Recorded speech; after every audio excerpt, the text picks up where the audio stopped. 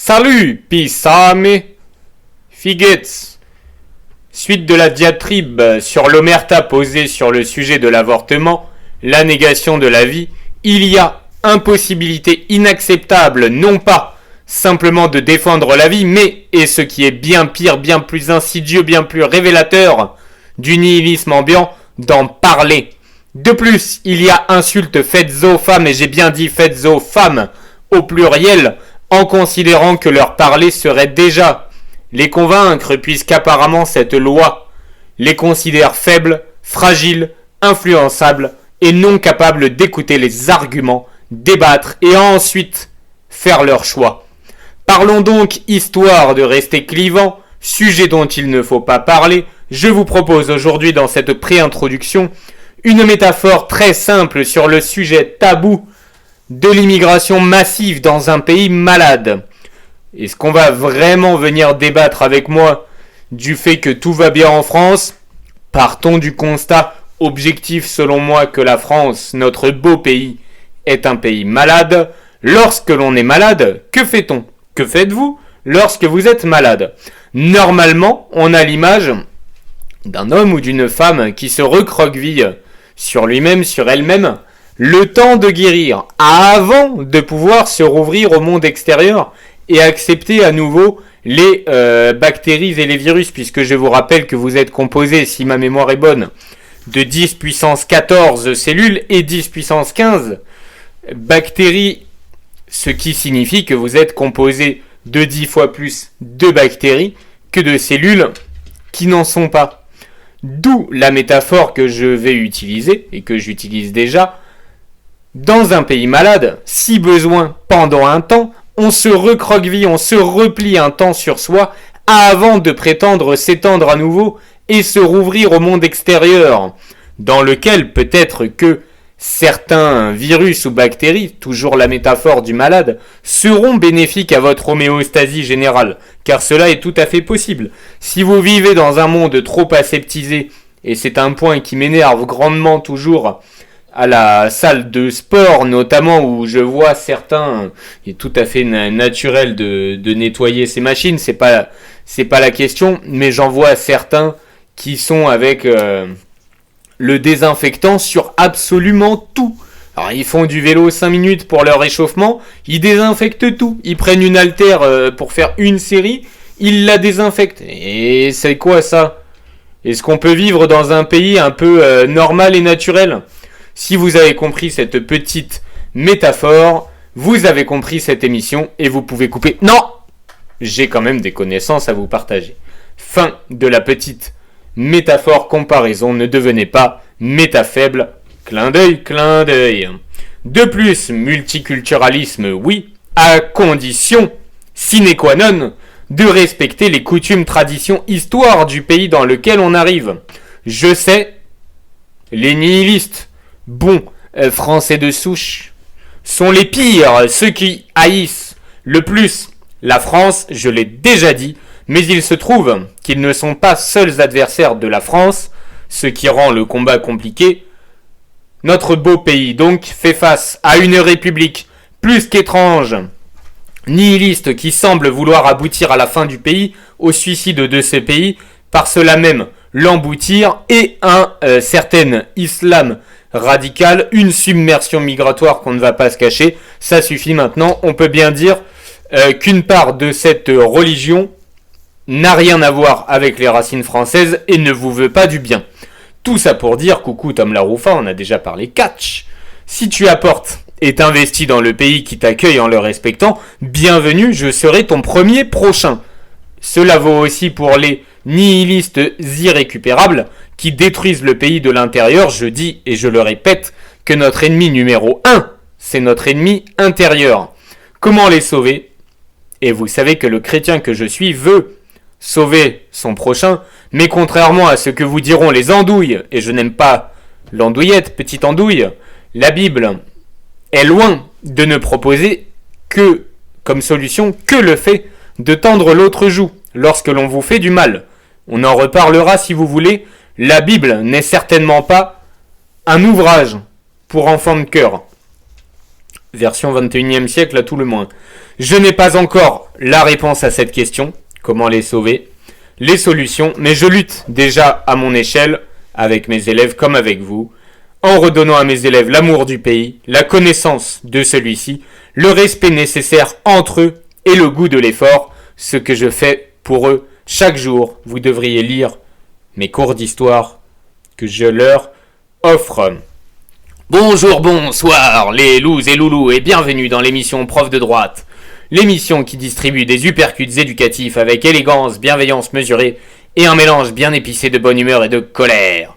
Les high kicks de ce podcast feront valser en 2 mouvements 3 temps bien des protège-dents. Des bords de Seine jusqu'au sommet des Alpes, jusqu'au bord de l'océan Atlantique, dans le creux des vagues basques les plus fraîches, jusque dans les pâturages pyrénéens, jusque dans les assiettes grasses et juteuses de Bretagne et du Nord, jusque dans les richesses du sud de la France, et tout ceci enfin en passant par la plus belle région du monde, l'Alsace. Et si t'es pas d'accord, pose-moi donc ton téléphone, fais l'effort d'écouter ce podcast jusqu'au bout, et prends donc un bretzel, et je ne parle évidemment pas des saloperies honteuses que l'on retrouve dans vos apéros. Cette émission est disponible sur YouTube, Deezer et Spotify. Nous promouvons, nous nous battons pour retrouver une société disposant d'un corps sain dans un esprit sain, au service d'une jeunesse harmonieuse et équilibrée, et ce pour une nation éduquée et bien éduquée, capable de maintenir. Je m'astreins donc avec vous à une discipline de pensée hors des clous et de transmission à mes élèves par mon métier hors antenne. À vous également ici, je vous présenterai mes opinions réfléchies, les valeurs que je partage et défends, afin que chacun d'entre vous sache ce que vivent les enfants et ce que vivent les profs également à l'école. Nous rappellerons aussi aux profs la notion de neutralité politique. Vous me direz que je ne la respecte pas toujours. Certes, mais vous êtes des adultes capables de vous faire vos propres opinions. Personne ne vous enjoint à gober tout ce que je déblatère sans y réfléchir. Neutralité politique de la part, donc, de ces quelques profs qui m'écouteront. Plus encore s'il s'agit de bourrer le crâne d'enfants de valeurs terribles antinaturelles, ce qui a un nom, manipulation d'esprit en cours de formation dont nous avons la charge, ce qui est la honte donc, ou bien plus court, plus clair, plus tranchant, pédocriminalité. Ici, on ne cède pas aux pseudo-dictats moraux récents, aux conséquences catastrophiques sur notre jeunesse.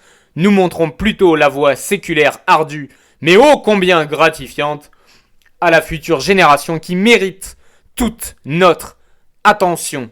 Pour résumer en mots-clés ce que vous retrouverez dans cette émission, promotion du goût de l'effort, du travail, défense de la beauté de notre pays, adoption d'une mentalité positive de conquérant, sortie de la torpeur, négativité, pensée unique et passage à l'action, nous poursuivons le but ultime de vaincre le nihilisme ambiant, notre principal adversaire. Nous sommes partis, mes intros sont longues, je ne ferai plus de plans. Bonne écoute.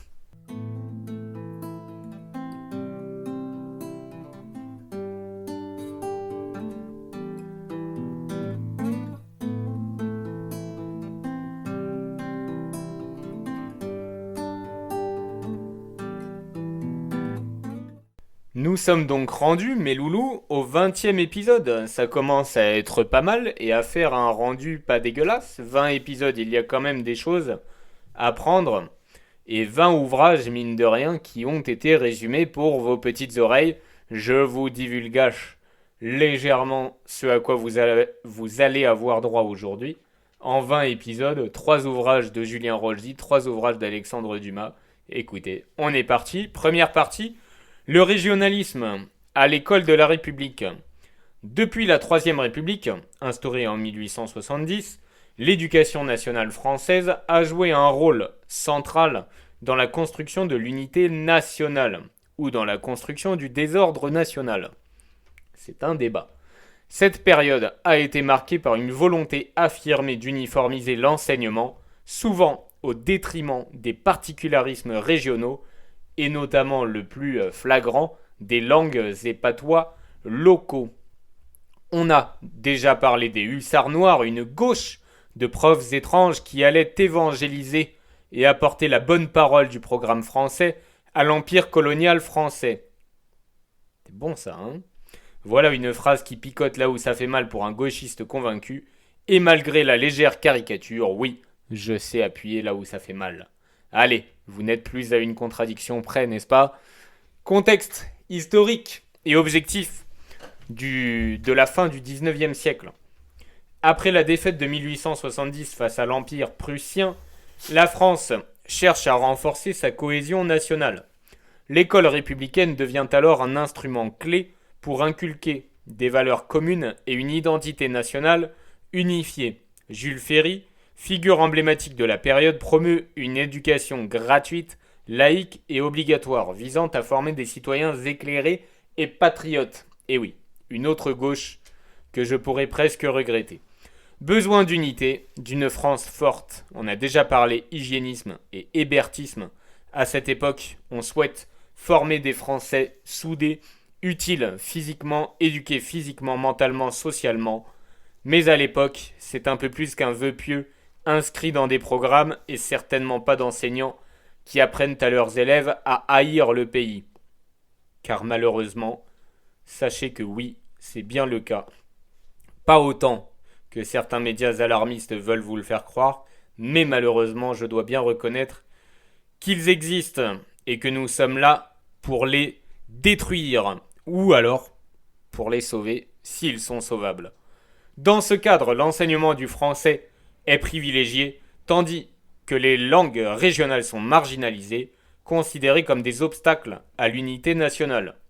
Il en va de même, on l'a vu aussi, des pratiques physiques régionales remplacées bien vite par le sport uniformisé, réglé, standardisé. Cette politique s'inscrit dans une logique centralisatrice où Paris dicte les normes éducatives pour l'ensemble du territoire. L'éducation devient, pour le dire grossièrement, parisiano-centrée. Impact sur les langues et cultures régionales, l'imposition du français comme seule langue d'enseignement a conduit à un déclin significatif des langues régionales. Les patois locaux, autrefois largement parlés, sont alors progressivement relégués au second plan, voire stigmatisés, et ma tristesse est immense d'avoir perdu jusqu'à mon accent alsacien. Les élèves sont alors souvent découragés, voire punis, pour l'utilisation de leur langue maternelle à l'école.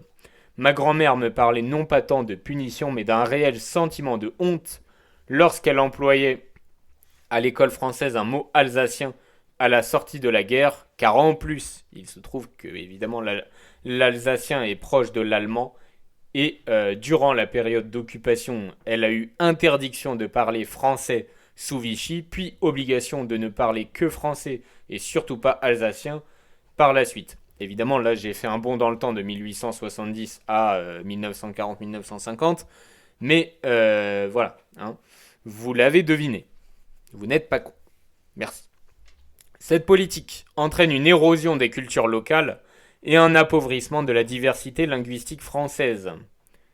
Comme le souligne l'historien Philippe Martel et non Charles Martel, ce qui est bien dommage, cette période est marquée par une volonté d'assimilation linguistique où l'État voit dans les langues régionales un frein à l'unité nationale, ce qui, disons-le, peut être légèrement compréhensible lorsque l'on souhaite, entre guillemets, sauver la France, venger la défaite de 1870 et que cela peut apparaître comme une solution intéressante d'unité nationale avec l'hygiénisme là aussi. Évolution et débat au fil du temps, au fil des décennies, des voix s'élèvent pour dénoncer l'uniformisation culturelle, notamment la loi d'Exon de 1951 qui constitue une première reconnaissance officielle des langues régionales autorisant leur enseignement facultatif sous certaines conditions.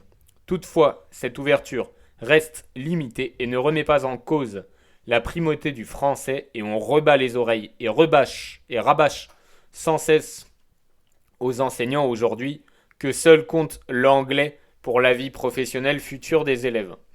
Ce qui est fort triste. Les années 70 et 80 voient émerger quelques mouvements régionalistes revendiquant une meilleure prise en compte des identités locales dans l'éducation. Ces revendications aboutissent à une intégration progressive des langues régionales dans les programmes scolaires, bien que leur place demeure très marginale. Assouplissement depuis les années 2000, depuis le début du XXIe siècle, on observe une volonté accrue de préserver et promouvoir les langues régionales des écoles publiques propose désormais des enseignements bilingues intégrant les langues locales aux côtés du français, selon un rapport de la Délégation générale à la langue française et aux langues de France, la DGLFLF. Durant l'année scolaire 2005-2006, environ 400 000 élèves ont bénéficié d'un enseignement en langue régionale, toute forme d'enseignement confondue. Néanmoins, comme dirait le Sphinx, malgré ces avancées, les défis persistent, notamment en termes de formation des enseignants et de généralisation de ces pratiques.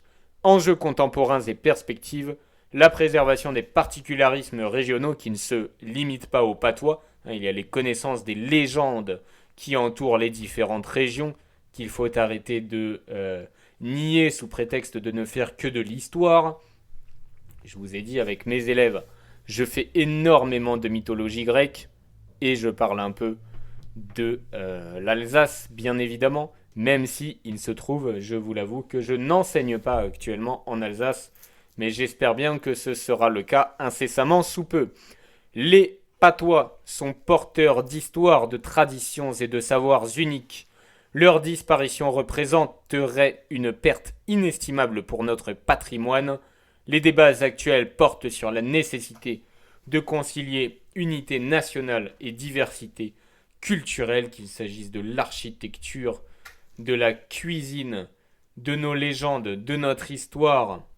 À quoi pensais-je encore? De la langue, bien évidemment. Et je pensais encore à autre chose. Écoutez, c'est pas grave. Même la diversité de la faune et de la flore. Voilà ce à quoi je pensais.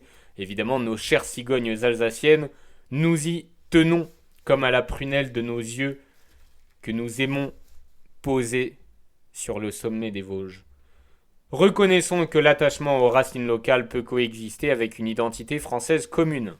J'ai déjà dit que je suis français avant d'être alsacien. Il s'agit de dépasser une vision centralisée pour embrasser une approche inclusive, puisque l'on aime tant cette notion d'inclusion aujourd'hui. Justement, acceptons ces particularismes régionaux, valorisons la pluralité des expressions culturelles au sein du pays. Et c'est une manière de dire merde au mondialisme qui ne vaut pas mieux que le bonheur de connaître quelques mots alsaciens. En conclusion, l'histoire de l'éducation nationale reflète les tensions entre uniformisation et respect des diversités régionales. Si les politiques passées ont souvent privilégié une approche centralisée, les évolutions récentes témoignent d'une prise de conscience de l'importance de préserver les langues et cultures locales.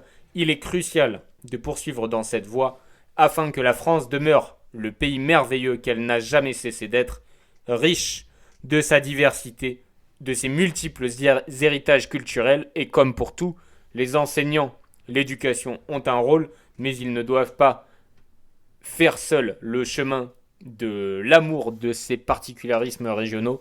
Les parents doivent largement y contribuer, ne serait-ce qu'en allant au bar, parler un peu l'alsacien, le basque, le breton, le corse, l'occitan. Est-ce que j'en oublie? J'en suis navré.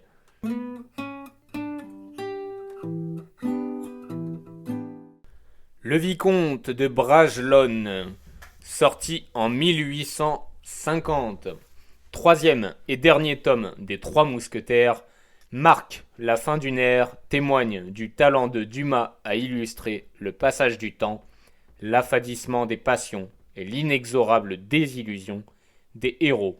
Ce roman clôt adroitement, définitivement, le cycle, en montrant que la fougue et l'insouciance des anciens mousquetaires sont révolus, que même leur amitié s'étiole sous le poids des ambitions et du destin, et que leur ultime aventure ne fera que les mener à une fin inéluctable et malheureusement, je ne sais pas si l'on peut dire grandiose. La fin d'une ère, la vieillesse et la désillusion des mousquetaires.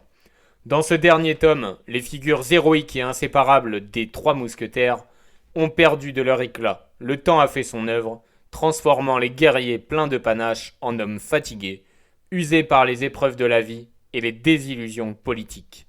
Aramis, autrefois incarnation de la foi, pas réellement finalement, il n'en portait que l'habit, l'incarnation de la réelle foi noble, restant Athos et du raffinement, Pareil, chez Aramis, le raffinement a un but. La réelle aristocratie, elle devrait être pour soi-même, et là encore, de loin, Athos est le plus noble. Aramis, donc, sombre, plus encore que dans le deuxième tome, et d'ailleurs, je vous l'avais dit, que je sentais que dans le troisième tome, il allait nous faire une carabistouille. Ça n'a pas manqué. Là encore, on y voit le talent de Dumas qui nous a fait sentir dès le deuxième tome que ça allait mal se passer pour Aramis. Il sombre dans l'intrigue et le calcul, son ambition dévorante le pousse à fomenter un complot d'ampleur, remplacer Louis XIV par son frère jumeau le Masque de Fer. Ce choix est d'autant plus ironique que c'est lui le clerc, l'homme d'église, qui devient le plus machiavélique des mousquetaires, là où autrefois son intelligence servait à des idéaux nobles, elle n'est plus qu'un instrument au service d'une soif de pouvoir. Il souhaite se servir de ce faux roi, son jumeau plus noble, peut-être d'ailleurs pour devenir pape, à la place du pape, plus que vizir à la place du vizir. Cette dérive morale est sanctionnée par le destin.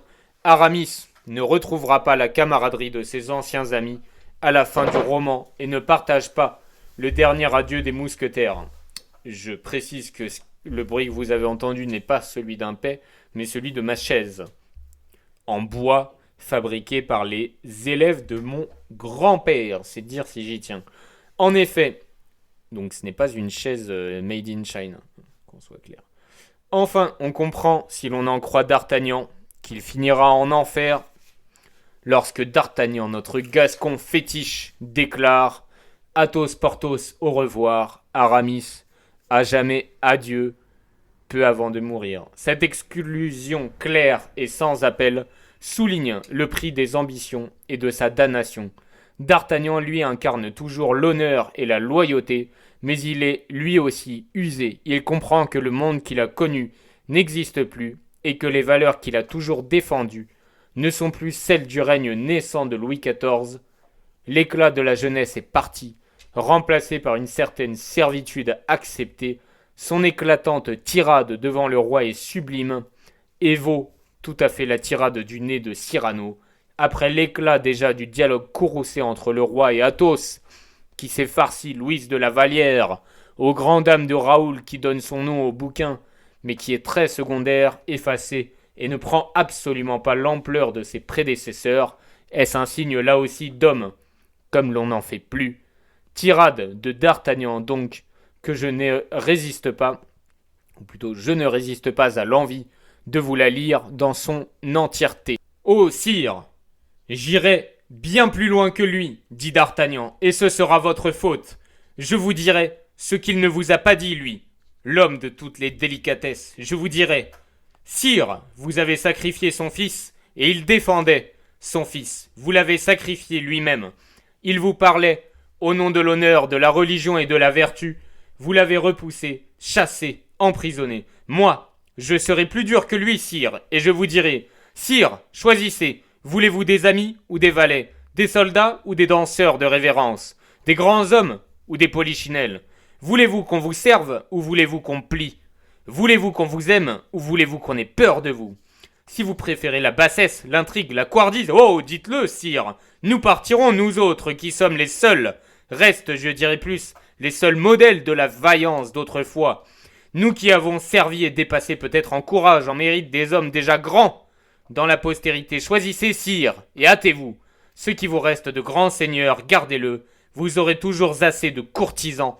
Hâtez-vous et envoyez-moi à la Bastille avec mon ami, car si vous n'avez pas su écouter le comte de l'affaire, c'est-à-dire la voix la plus douce et la plus noble de l'honneur, si vous ne savez pas entendre D'Artagnan, c'est-à-dire la plus franche et la plus rude voix de la sincérité, vous êtes un mauvais roi, et demain vous serez un pauvre roi. Or les mauvais rois, on les abhorre, les pauvres rois, on les chasse. Voilà ce que j'avais à vous dire, sire. Vous avez eu tort de me pousser jusque-là. Déclaration n'est-elle pas magnifique et effectivement bien loin de ce qui arrive avec Louis XIV, c'est-à-dire les nobles prêts à se vendre corps et âme pour un sourire de Louis XIV. Et justement, reparlons-en, cette déclaration illustre l'homme que D'Artagnan est resté, un homme droit, un guerrier avant tout, et pourtant, Malgré ce courage, les années et les habitudes finiront plus tard dans l'ouvrage par le briser, et il dira « Je resterai, parce que j'ai l'habitude depuis 30 ans, d'aller prendre le mot d'ordre du roi et de m'entendre dire « Bonsoir, D'Artagnan », avec un sourire que je ne mendiais pas. Ce sourire, je le mendierai. Êtes-vous content, sire ? Ces mots sont terribles. Ils montrent comment l'homme indomptable qu'il était a finalement un peu courbé l'échine. L'habitude a vaincu l'honneur, l'acceptation passive a remplacé la révolte. J'y vois une image pour nous autres. Accepter un peu finit par nous vaincre. Restons droits et fiers, capables de rentrer dans la gueule de ceux qui le méritent avec élégance, même s'il s'agit de nos supérieurs, et je ne résiste pas, en plein milieu d'un ouvrage absolument mythique, à vous conter une petite anecdote personnelle lors d'un des quelques travaux, j'allais dire job, on a dit qu'on évite les anglicismes, travaux d'été que j'ai pu occuper au cours de ma courte vie pour le moment. J'étais dans un magasin de sport, j'avais une question à poser à mon supérieur, une question à laquelle j'étais certain qu'il avait la réponse, et cette espèce de fomblard, mot que nous allons revoir plus tard, s'est fendu d'une remarque qui m'a marqué au fer rouge et qui a fait que j'ai dit que je ne souhaitais plus jamais travailler dans ce genre de métier, en me disant « Tu ne devrais pas t'adresser à moi, va poser ta question à ton N+1 ». Sous-entendu, ne m'adresse pas la parole, petite merde, je suis bien trop haut dans la hiérarchie pour toi. C'était même pas sous-entendu finalement. Et là, je suis parti le soir même de ce job-là, et on ne m'a plus jamais vu dans ce type de job. Athos, vous savez combien je l'aime, revenons à des choses beaucoup plus hautes. Quant à lui, incarne toujours la noblesse et l'honneur dans leur forme la plus pure. Son échange houleux avec Louis XIV juste avant cette réplique que je vous ai lue de quasiment une page de notre cher D'Artagnan lorsqu'il défend l'honneur de son fils Raoul, trahi par la liaison du roi avec Louise de la Vallière, est un modèle d'intégrité. Il ose défier le souverain en lui rappelant la valeur de l'honneur et de la droiture. Ce moment est fondamental car il montre qu'Athos est toujours resté fidèle à lui-même jusqu'au bout, même au péril de sa vie. Contrairement à Aramis, il ne courbe pas l'échine devant le pouvoir. Il ne se vend pas pour un peu plus de pouvoir. Il finira même par mourir de chagrin après avoir perdu son fils unique, c'est-à-dire sa lignée. Raoul, son fils, incarne quant à lui une nouvelle génération de héros tragiques. Jeune, plein de promesses, il est pourtant condamné à l'échec et à la mort. Son amour trahi et sa mélancolie annoncent déjà l'inéluctable fin de la lignée des mousquetaires. En mourant, il emporte avec lui l'avenir, symbolisant la fin définitive d'une époque. Vous me trouverez peut-être dur avec lui, mais je trouve qu'aller mourir comme ça pour un amour de jeunesse, aller sciemment au suicide comme il le fait, bof. Une leçon d'histoire saisissante. Si le Vicomte de Bragelonne est un roman de désenchantement, il est aussi une fresque historique impressionnante. Dumas nous plonge dans la France de Louis XIV avec une précision remarquable. Il nous fait revivre la conspiration contre Fouquet et son château de Vaux-le-Vicomte, l'ascension de Colbert avec de régulières analyses proches de la phrénologie, je vous laisse vous renseigner, c'est rigolo, et nous présente des figures emblématiques telles que La Fontaine et Molière.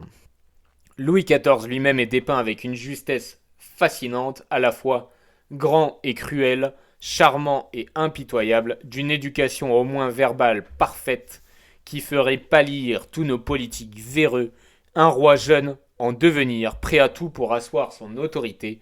Contrairement à d'autres œuvres plus idéalisées, Dumas nous montre un monarque encore jeune, en construction, qui apprend à régner en éliminant ceux qui lui font de l'ombre et qui possèdent ses petits mignons. Cependant, un des plus grands regrets personnels du roman est la sous-exploitation du mythe du masque de fer, Dumas propose l'idée fascinante que ce prisonnier est le frère jumeau de Louis XIV, enfermé à la Bastille. Est-ce que c'est la Bastille? J'ai un doute, c'est peut-être une autre prison, je m'excuse, j'ai un doute. Enfin, enfermé dans une prison, voilà. Mais il ne développe que trop peu cette intrigue, préférant se concentrer sur les enjeux historiques et politiques plus directs. Fouquet notamment, ce qui est totalement historique, ce complot contre Fouquet pour lui avoir fait de l'ombre avec la fête au château de Fouquet, c'est-à-dire le château de Vaux-le-Vicomte. Pourtant, il y avait selon moi tant à dire sur cette figure mystérieuse. On aurait pu imaginer un véritable duel psychologique entre les deux frères, mais finalement, après son évasion de la Bastille grâce à Aramis, les deux frères jumeaux se retrouvent face à face et ça dure 2 pages à peine avant qu'il ne soit renvoyé et exilé sur une île, et on n'entend plus parler de lui. Il n'a pas le temps de gouverner sans son frère, qu'il remplace subrepticement dans son lit, et c'est Louis XIV qui se retrouve à la Bastille pendant, je sais pas, 24 ou 48 heures maximum, et c'est dommage, du coup, on ne voit pas le jumeau de Louis XIV régner, on ne voit pas d'intrigue supplémentaire se nouer avec ça. Dommage. Dumas, fidèle à sa volonté de rester ancré dans l'histoire, abandonne rapidement cette piste au profit de développements plus factuels, ce qui fait au minimum de cet ouvrage une leçon d'histoire extraordinaire. Une conclusion sans appel. Ce troisième tome scelle définitivement le destin de nos mousquetaires chéris. Tous meurent, signant la fin d'un cycle. Raoul, le plus jeune, disparaît le premier, condamné par l'amour et l'honneur. Est-ce que l'honneur doit vous emmener à mourir pour une femme qui vous a trahi? Pas sûr. Plutôt sûr que non. Athos le suit rapidement, ne supportant pas la perte de son fils. C'est déjà bien plus noble. Porthos, fidèle et puissant, meurt dans un dernier acte de bravoure, trahi indirectement par Aramis. Jusqu'au bout, en bon géant qu'il est, il se bat et meurt au combat le sourire aux lèvres. Et enfin D'Artagnan, après avoir résisté toute sa vie, finit par succomber lui aussi, achevant ainsi la légende des mousquetaires. Le vicomte de Bragelonne est donc un roman amer, une œuvre où l'on sent la nostalgie de Dumas lui-même. C'est du moins ce que j'ai ressenti. Ce n'est plus l'exaltation des premiers temps, mais la résignation face au passage du temps et à l'inexorabilité du destin.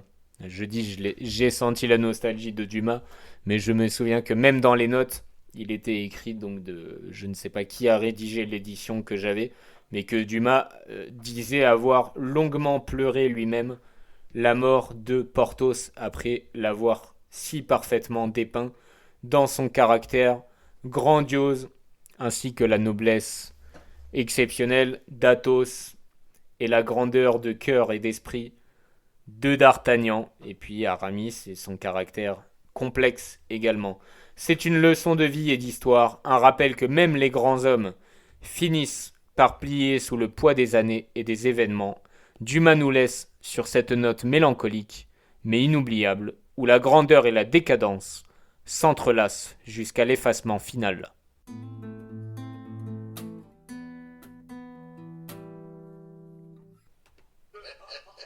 Bonsoir, comme tous les soirs, c'est moi, Monsieur Stomple, pour vous présenter le journal Alsace avec des nouvelles du Haut-Rhin, des nouvelles du Bas-Rhin et des nouvelles aussi du Pas-du-Dos, tant qu'on est. Je ne sais pas si je peux essayer de vous faire cette troisième partie où l'on va étudier le cas d'une école alsacienne régionaliste en essayant de récupérer un peu mon accent alsacien, légèrement caricaturé, je vous l'accorde, grâce, je sais même plus qui fait ce sketch.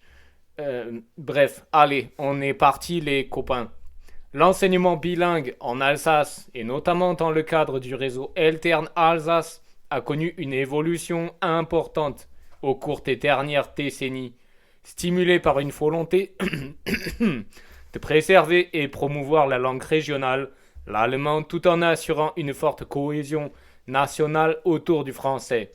Toutefois, cette dynamique est accompagnée de critiques et de défis, mais c'est également de perspectives pour l'avenir. L'histoire et l'impact des écoles bilingues en Alsace. J'espère que mon accent est audible et respectueux de la région que j'aime. J'adore imiter des accents, mais lorsque c'est l'accent de ma région de cœur, c'est toujours compliqué et j'ai toujours l'impression de mal le faire. Il faudrait que je revienne de vacances en Alsace, parce que là j'ai le vrai accent alsacien, alors que là j'essaye de le récupérer après avoir écouté un petit peu quelques minutes. L'Alsace, par son histoire marquée par l'occupation allemande entre 1871 et 1918 et entre 1940 et 1944, et sa proximité géographique avec l'Allemagne a développé un rapport particulier à la langue allemande. Depuis la fin de la Seconde Guerre mondiale et l'extension des droits linguistiques, notamment dans les années 1950, l'enseignement du bilinguisme français-allemand est devenu une composante clé de l'éducation dans la région.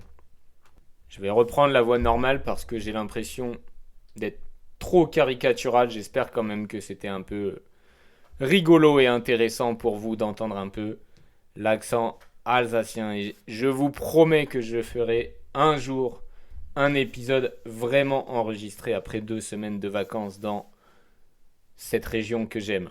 L'Académie de Strasbourg a ainsi pris des initiatives pour faire émerger des écoles bilingues, en particulier dans les zones urbaines et rurales de la région, offrant une double formation en français et en allemand. Dans le cadre du développement de l'enseignement bilingue, les écoles du réseau Eltern Alsace ont joué un rôle crucial. Eltern Alsace, créé en 1995, soutient l'enseignement bilingue de l'allemand et de l'alsacien, avec les quelques différences entre les deux, puisqu'il y a des différences entre les deux, offrant une plateforme aux familles pour promouvoir l'enseignement de la langue régionale. L'association est particulièrement impliquée dans la défense des droits des élèves, dans les écoles bilingues et la mise en place de projets interculturels. Les écoles bilingues, quelques chiffres et structures. L'Alsace dispose d'un large réseau d'écoles bilingues. Ces écoles offrent des cursus où une partie des matières est enseignée en allemand, ce qui est souvent un point fort pour que ce soit accepté de, je sais pas, des rectorats ou que sais-je encore, de dire, et je m'excuse avec tout le respect que j'ai pour eux, que contrairement aux Bretons ou aux Basques, ça permettra d'avoir un point fort pour le futur marché du travail. Et donc ça compte. Et j'ai envie de dire malheureusement. Parce qu'il faudrait vraiment que ce puisse être pareil pour le basque et le breton et qu'on puisse avoir tout autant d'écoles. Je sais qu'il y en a quelques-unes dans le Pays basque et en Bretagne. En Corse, je ne sais pas. Mais c'est très intéressant, ces écoles où l'on parle allemand et alsacien, mais pas uniquement pour espérer avoir plus tard de la place sur le marché du travail allemand. C'est pas le but qui devrait être recherché en premier. Selon les derniers chiffres disponibles, environ 18,4% des élèves alsaciens suivent un enseignement bilingue, un taux relativement élevé par rapport à d'autres régions de France. Cela inclut aussi bien les écoles primaires que les collèges. Dans des établissements comme l'Institut de l'Assomption à Colmar, ma ville, et l'école Sainte-Geneviève à Sainte-Marie-aux-Mines, des programmes bilingues sont proposés de la maternelle à la fin du collège. Par exemple, l'école Sainte-Geneviève accueille 62 élèves dans ses classes bilingues, tandis que l'Institut de l'Assomption à Colmar bénéficie d'un effectif total de 226 élèves. Dans le secondaire, les classes bilingues en Alsace ont été élargies à des niveaux plus élevés, y compris dans des collèges comme le collège épiscopal à Zilitzheim, où 109 élèves bénéficient de ce programme. Les critiques. Renforcement de l'identité régionale. L'enseignement bilingue en Alsace permet aux élèves de maintenir un lien fort avec leur patrimoine culturel et donc d'aimer leur région, notamment la langue, qui a une importance historique particulière dans cette région. Le bilinguisme est perçu comme un atout culturel valorisant la diversité tout en favorisant un ancrage local. Avantages cognitifs et sociaux, les études ont démontré que l'apprentissage de deux langues dès le plus jeune âge présente des bénéfices cognitifs et sociaux tels que la capacité à raisonner de manière plus flexible et à être plus ouvert sur le plan interculturel. Cela peut également faciliter l'accès au marché de l'emploi, notamment avec l'Allemagne comme voisin, facilitant ainsi la mobilité professionnelle transfrontalière. Renforcement des liens transfrontaliers, le bilinguisme facilite les échanges culturels et économiques avec l'Allemagne et les pays voisins. Des initiatives comme le programme Eurostage lancé en 2015 ont permis à plus de 1000 élèves de réaliser des stages en immersion en Allemagne, consolidant ainsi les liens. Critique un peu plus négative, sous-représentation dans certaines zones rurales, bien que l'enseignement bilingue soit fortement implanté dans les grandes agglomérations alsaciennes, de nombreuses zones rurales restent encore sous-desservies et l'on manque d'écoles bilingues dans ces zones, ce qui entraîne une inégalité d'accès à ces programmes pour les parents qui rêvent d'inscrire leurs enfants dans des écoles proposant des cursus bilingues. Problème de financement et de soutien, comme d'habitude. Les écoles bilingues rencontrent parfois des difficultés financières pour maintenir la qualité de leur enseignement. Le recrutement d'enseignants spécialisés dans l'allemand reste un défi majeur. Malgré des efforts, il y a un besoin constant de formation et de soutien pour les enseignants dans ce domaine, surtout dans les établissements publics. De plus, les enseignants bilingues sont rares et difficilement attractifs pour l'Académie de Strasbourg, ce qui limite l'expansion de ces écoles. Fragmentation de l'enseignement, le système bilingue, s'il est une réussite dans certaines zones, a également conduit à une fragmentation du système éducatif. L'Alsace dispose de nombreux systèmes scolaires différents, publics, privés sous contrat, écoles internationales, ce qui peut entraîner une certaine inégalité d'accès à des programmes linguistiques de qualité. Autre réseau impliqué dans l'enseignement bilingue en Alsace, bien qu'Altern Alsace soit quasiment l'acteur central, il existe d'autres réseaux d'enseignement en Alsace. Le réseau d'écoles bilingues alsaciennes, REBA, par exemple, regroupe des établissements privés et publics ayant mis en place des classes bilingues. Ce réseau collabore étroitement avec l'Académie de Strasbourg et l'Académie des langues régionales pour promouvoir la langue allemande dans l'éducation. Le réseau Lerninsel propose également un programme bilingue franco-allemand dans des écoles primaires de la région, soutenant l'apprentissage des deux langues en complémentarité avec les matières classiques. Ce qui veut dire que quand on est dans les classes en allemand, je vous le dis parce que j'avais fait un stage là-dessus, donc c'est un milieu que je connais un peu.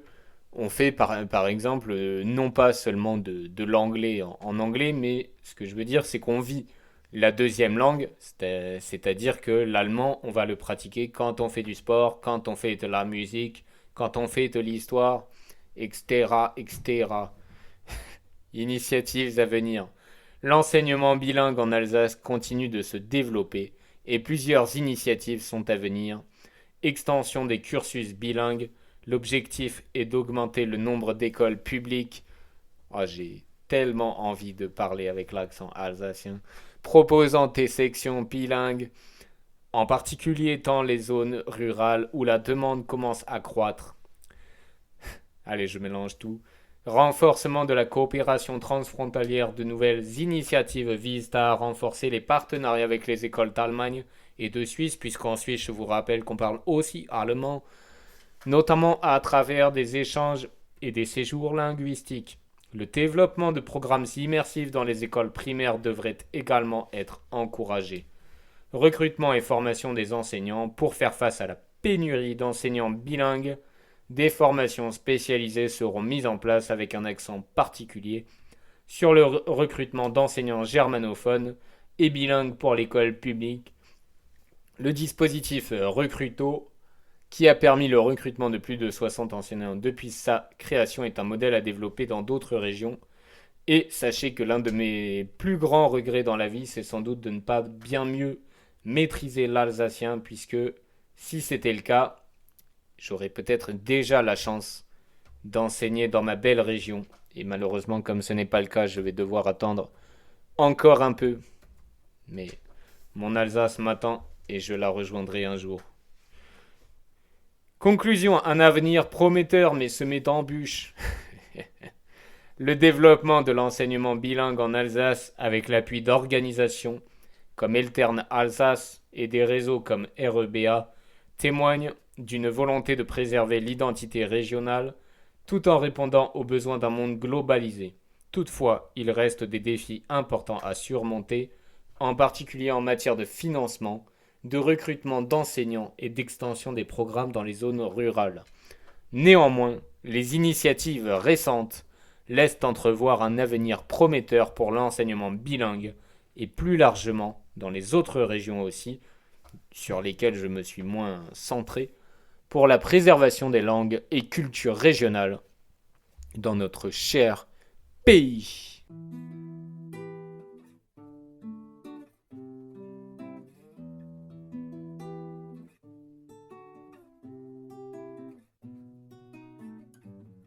J'ai inversé la quatrième et la cinquième partie. On est donc parti sur la partie de notre mot Fomblard. Mot noble entre tous, que dis-je, un mot glorieux. Il ne rampe pas, il ne chuchote pas dans l'ombre des expressions fades et creuses. C'est un mot qui tonne et résonne comme une charge de cavalerie. Fomblard, celui qui traîne, qui mollit, qui s'affale, qui gémit, qui plie et s'afflige d'un monde qu'il n'a pas même essayé de défier. Moi, ô combien, mot ô combien plus intéressant que les termes peu reluisants de fiotte ou de wayayugé, car on est en France ici, et que l'on n'a que faire d'une connotation que d'aucuns jugeraient homophobe, avec ce terme point de risque, car c'est au nihiliste, faible de corps, de vitalité, de spiritualité, d'esprit, que je m'attaque directement. Ah, qu'il est triste, qu'il est misérable, celui qui fomblarde dans la torpeur occidentale, se vautrant dans l'inaction, s'agenouillant devant son propre nihilisme, comme un esclave heureux de ses chaînes, plutôt que de n'accepter de s'agenouiller que devant Dieu et devant personne d'autre. Mais toi, lecteur, ô guerrier en sommeil, toi qui m'écoutes, laisse-moi t'exalter, te fouetter d'un verbe de mousquetaire, d'une apostrophe digne de Cyrano. Souviens-toi encore d'Artagnan, ce Gascon impétueux qui fendait l'air de son épée, comme un aigle fend la tempête accompagné de ses fidèles amis, à 4 contre 100, défiant le grand Richelieu, défiant le sort sans jamais fomblarder. Quelle peur t'anime à l'heure d'aller faire valser en 3 temps 1, 2, 3, 1, 2, 3. Les grilles de l'Élysée pour en sortir qui tu sais. Lui, flamboyant, rieur, fier, savait qu'il valait mieux une blessure, reçue dans l'honneur qu'une existence de mollesse et de renoncement, et avec ses amis, il irait au combat. Je suis prêt, moi. Je n'attends que les quelques braves qui m'accompagneront, car je ne suis pas tout à fait insensé. Et Cyrano, j'y reviens, l'autre titan de bravoure qui rit, au nez de la vie, défiant le destin et les colibets, faisant pleuvoir les alexandrins comme les estocades, Cyrano qui sous la lune clame son indépendance, préfère mourir debout que d'exister dans la soumission. Il n'aurait jamais été un fomblard. Que vois-je aujourd'hui des cohortes de fomblards, ployant sous le poids d'une société qui les veut sans flamme, sans audace, sans élan, sans vie. Que vois-je des âmes qui confondent prudence et lâcheté, qui préfèrent la plainte au combat, qui se terrent derrière des écrans pour geindre plutôt que d'aller croiser le fer avec la vie. Oh, qu'il est doux pourtant de se lever, de s'élancer, de rire à la face de l'adversité, qu'il est grand de se jeter dans la mêlée, la poitrine ouverte, le regard fier, prêt à mordre le monde, à le faire plier sous le poids de notre volonté. Alors, ne fomblarde plus, ami lecteur, relève-toi, épaule ton courage comme on ceint une rapière, et ajoute-y une once d'élégance langagière. Fais résonner ta voix, prends ton corps avec toi, suis la voie qui mène sur les Champs-Élysées, et fais briller ton panache. Laisse aux ombres les fomblards et marche avec D'Artagnan, avec Cyrano, avec moi, vers l'éclat de l'existence. J'enchaîne directement sur mes 2 citations. Vous vous doutez bien que je vais les tirer encore une fois des mousquetaires. Et ensuite il faudra peut-être les laisser reposer en paix sans jamais oublier leur mémoire. Fomblard! Voilà un mot que vous méritez d'entendre, que je devrais ériger en insulte officielle, un stigmate à coller sur tous ceux qui, dans la torpeur et la lâcheté, ont oublié que vivre, c'est oser vivre. Ce mot rugueux et charriant la poussière des chemins non empruntés devrait être jeté à la face de ceux qui tremblent à l'idée d'agir, qui plient, qui ploient sous le poids du moindre regard réprobateur, qui n'ont d'audace que sur les réseaux sociaux. Ces terrains de bataille où l'on ne risque ni blessure ni duel au petit matin. Et souvenez-vous qu'il y a 2 fois du courage à se battre, puisque les duels sont interdits, et que cette citation-là, je la tiens du père de D'Artagnan, et que je vous l'avais déjà offerte. Mais D'Artagnan, lui, n'était pas un fomblard. Dumas, ce titan de l'écriture et de la vie, il écrivait puis il se battait lui-même en duel. L'un et l'autre savaient qu'un homme comme une femme ne valent que parce qu'ils tentent, et que l'honneur, ce n'est pas un hashtag, c'est un acte. D'Artagnan, vieux soldat mais fier guerrier devant l'Éternel, nous le rappelle d'une phrase de son cru qui devrait être gravée sur le fronton de nos écoles, en lieu et place du tristoun liberté, égalité, fraternité, et dans l'âme de chaque homme digne de ce nom, je le cite, le souvenir de ce que j'ai fait me tient lieu d'un aiguillon qui m'empêche de courber ma vieille tête. Mais pour cela, il faut vivre. Mieux, il faut avoir vécu, s'être battu, avoir construit des cabanes, des arcs, des épées, des gladius, se battre avec son chien. Que peut bien valoir la vie d'un fomblard engoncé dans des certitudes stériles, celui qui cherche à se déconstruire plutôt que de chercher ses racines pour s'y enfoncer avec plaisir au sein de notre sol fertile, figé dans sa peur du risque, incapable d'affronter quoi que ce soit, qui que ce soit, à commencer par son ombre. Son passé est vide, il ne vit de rien, à part par procuration. Son avenir n'est qu'une répétition du présent, et dans sa vieillesse, il n'aura pour compagnon que des regrets. Mais l'homme d'action, lui, se redresse et se tient droit, en permanence, et malgré, et voire même surtout, avec les épreuves de la vie, il porte ses cicatrices comme des trophées, des décorations, et ses échecs comme des leçons. Soit je gagne, soit j'apprends. Il a vécu, je ne veux pas mourir sans cicatrices. Chacune de mes cicatrices a une histoire. Vivre, ce n'est pas seulement respirer et consommer, être un tube digestif, malade et minable. C'est se dresser avec fierté face à l'adversité, comme D'Artagnan qui, même face au roi de France, ose déclarer. Deuxième citation. Je ne mourrai pas même de la colère du roi. Que nous reste-t-il aujourd'hui, sinon des rois qui n'en sont plus, des monarques sans majesté, des puissants de pacotille qui règnent sur des peuples fatigués de vivre. Jadis, un roi ne méritait ce titre que s'il était capable d'inspirer respect et admiration, sinon il risquait des jacqueries extrêmement violentes. Aujourd'hui, qui tremble encore devant ces souverains en carton-pâte? Pourtant, trop nombreux sont ceux qui préfèrent courber les chines car c'est facile, fomblardiser puisque je dois vous donner un néologisme, plutôt que de se lever et dire non, ça suffit. Le peuple français a jadis renversé des trônes, défié des empires rayonnés de la mort elle-même. Il ne suffit pas de répéter à la mort, en rigolant parce qu'on a regardé Game of Thrones comme tout le monde. What do we say to death and not today? Reste à l'appliquer dans la vie. Pourquoi cet homme, ce semblant d'homme, tremble-t-il aujourd'hui devant un formulaire administratif, devant une amende qu'il ne peut croquer pour avoir stationné dans sa propre ville?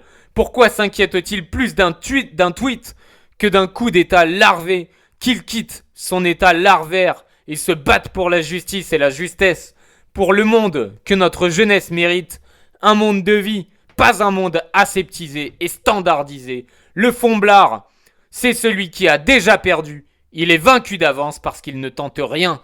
Il se confond en justification, en excuses, en lâche soupir de résignation. Il mourra seul et anonyme. Mais D'Artagnan, mais Cyrano, mais tous les grands hommes savaient que la peur ne doit jamais être un frein, que le panache est un devoir et que l'honneur ne se mendie pas il se gagne, il se prend par la force. Alors cessons d'être des fomblards, cessons de nous contenter de l'ombre et du murmure, relevons la tête, car celui qui a vécu noblement ne la courbe jamais. Même dans la tombe, pour certains, ce sera la seule fois la tombe où vous allez vous trouver rigide. Cette émission était préparée en amont. Je n'ai pas fait de travail de redécoupage. Parents, votre rôle est d'inculquer à votre ou vos enfants des valeurs saines, les laisser être naturellement curieux d'apprendre, enrichir leur monde, veiller à leur sommeil, leur alimentation, le temps d'écran, etc. et de communiquer avec leurs enseignants. Notre rôle à tous est avant tout d'aider à la formation des valeurs saines et encore une fois naturelles, en premier lieu d'entre elles la curiosité. Plus tard, ils pourront faire leur choix personnel en responsabilité avec une base solide, ainsi qu'un esprit critique affûté, telle une lame de rasoir, telle la lame de la rapière de nos mousquetaires favoris, et à mon avis, avec des valeurs saines et naturelles acquises dès l'enfance, on éviterait déjà 90% des conneries potentielles futures, et ce à tous les niveaux. C'est bien pour cela que j'ai choisi la voie grave avec un X de l'instituteur pour les mener fermement sur les voies avec un E et un S, caillouteuses. À nous de protéger l'enfance dans son innocence. Donnons-leur du savoir, apprenons-leur à être avec l'aide de leurs parents et de l'ensemble de la communauté éducative soudée et enfin à savoir devenir. Au revoir, Peace Paul.